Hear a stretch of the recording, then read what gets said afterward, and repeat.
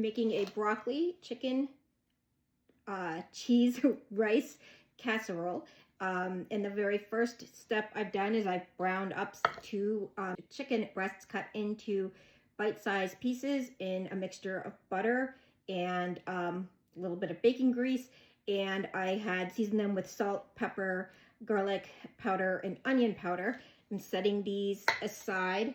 I also chopped up about 2 cups of broccoli into bite-sized pieces.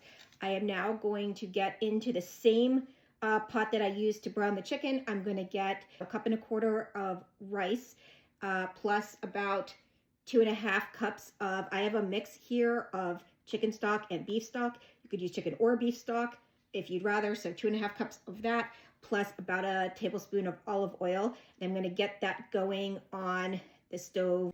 1.25 cups of rice, beef and chicken stock, but you can use beef or chicken or a mix. A tablespoon of olive oil.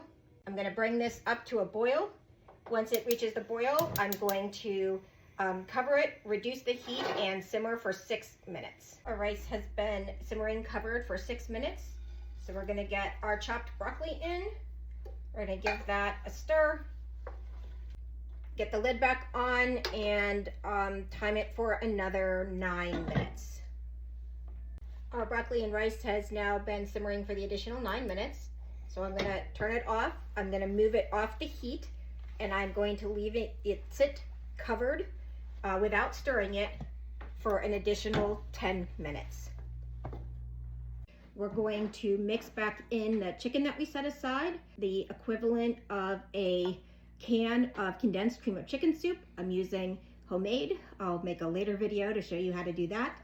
1/2 cup of sour cream, 1/2 cup of milk, and about 1 cup of mixed shredded cheese. You could actually use any kind of shredded cheese. I'm using a mix of cheddar, Gruyere, and Swiss. That into a 9x13 casserole dish that's just been lightly sprayed with some cooking spray. Another cup of the mixed shredded cheese on top. We're gonna get it covered and into the oven for 15 minutes.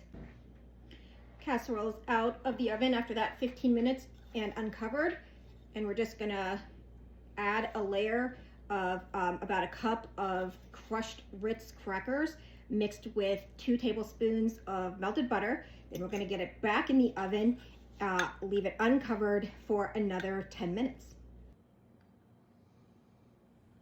All right, our casserole is finished and out of the oven. Whenever I dish it up, I like to just sprinkle it with a little bit of flaky salt, and we're good to go.